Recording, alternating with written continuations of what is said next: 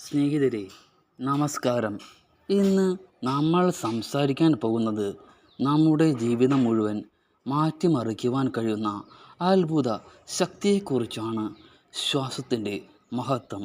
അതെ, നമ്മൾ ഒരു നിമിഷം പോലും ഇല്ലാതെ ചെയ്യുന്ന കാര്യം, പക്ഷേ അതിൻ്റെ ശക്തി നമ്മൾ ഒരിക്കൽ പോലും പൂർണ്ണമായി അറിഞ്ഞിട്ടില്ല.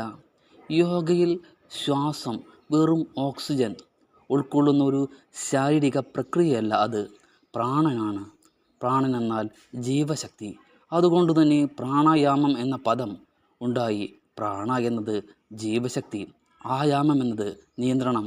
അതായത് ശ്വാസത്തെ നിയന്ത്രിക്കുമ്പോൾ നമ്മൾ നമ്മളുടെ ജീവിതത്തെയാണ് നിയന്ത്രിക്കുന്നത്.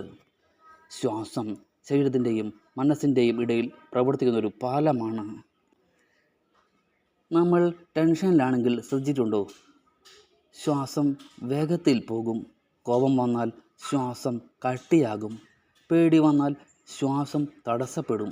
അങ്ങനെ നോക്കുമ്പോൾ ശ്വാസം നമ്മുടെ മനസ്സിൻ്റെ അവസ്ഥയുടെ പ്രതിഫലനം തന്നെയാണ്. യോഗശാസ്ത്രം പറയുന്നത് മനസ്സിനെ നേരിട്ട് നിയന്ത്രിക്കാൻ പറ്റില്ല, പക്ഷേ ശ്വാസത്തെ നിയന്ത്രിച്ചാൽ മനസ്സ് സ്വാഭാവികമായി ശാന്തമാകും. അതുകൊണ്ടാണ് യോഗ സൂത്രാസ് ഓഫ് പതഞ്ജലിയിൽ പ്രാണായാമത്തിന് പ്രത്യേക പ്രാധാന്യം നൽകിയിരിക്കുന്നത്. ദിവസവും 10 മിനിറ്റ് യോഗാഭ്യാസം ജീവിതം മുഴുവൻ നമുക്ക് മാറ്റാം. നിങ്ങൾ പ്രതിദിനം 10-15 മിനിറ്റ് ശ്വാസത്തിൽ ശ്രദ്ധ കേന്ദ്രീകരിച്ചാൽ എന്ത് സംഭവിക്കും? എന്താ സംഭവിക്കുക?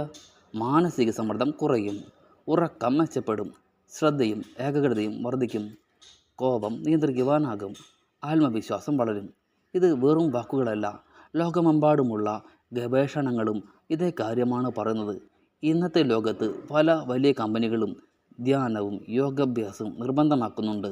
കാരണം അവർക്ക് മനസ്സിലായി, ശാന്തമായ മനസ്സാണ് മികച്ച തീരുമാനമെടുക്കുന്നത്. ശ്വാസം വിജയത്തിൻ്റെ രഹസ്യമാണ്. നമ്മളുടെ ജീവിതത്തിൽ വലിയ ലക്ഷ്യങ്ങൾ വയ്ക്കുന്നു, പക്ഷേ മനസ്സ് ചിതറിക്കിടക്കുമ്പോൾ ലക്ഷ്യങ്ങൾ കൈവരിക്കുവാനാവില്ല. ശ്വാസം സമതുലിതമാകുമ്പോൾ ചിന്തകൾ സമതുലിതമാകും. ചിന്തകൾ ശരിയായാൽ തീരുമാനങ്ങൾ ശരിയാകും. തീരുമാനങ്ങൾ ശരിയായാൽ ജീവിതം ശരിയായ പാതയിലേക്ക് പോകും. ഇതെല്ലാം വളരെ ലളിതമാണ്, പക്ഷേ നമുക്ക് ശീലമില്ലാത്തത് കൊണ്ടാണ് അത് ബുദ്ധിമുട്ടായി തോന്നുന്നത്. നമുക്ക് പ്രായോഗികമായി തുടങ്ങിയാലോ? നാളെ ഇത്രയെങ്കിലും ചെയ്യൂ. രാവിലെ എഴുന്നേറ്റ ഉടൻ 5 മിനിറ്റ് കണ്ണടച്ചിരിക്കുക. മൂക്കിലൂടെ മന്ദഗതിയിൽ ശ്വാസം 4 സെക്കൻഡോളം നമ്മൾ വിടുക, ഉൾക്കൊള്ളുക. ഇങ്ങനെ ചെയ്യുമ്പോൾ കുറേയേറെ വ്യത്യാസങ്ങൾ സംഭവിക്കും. 4 സെക്കൻഡ് പിടിച്ചു വയ്ക്കുക, 6 സെക്കൻഡ് കൊണ്ട് പുറത്തേക്ക് വിടുക. ഇത് 10 പ്രാവശ്യം ആവർത്തിക്കുക. ഇത് തുടർച്ചയായി 21 ദിവസം ചെയ്താൽ തന്നെ നിങ്ങളുടെ മനസ്സിൻ്റെ മാറ്റം നിങ്ങൾക്ക് തന്നെ കാണാൻ കഴിയുന്നതാണ്. ശ്വാസം ആത്മീയ ഉണർവിൻ്റെ വാതിലാണ്.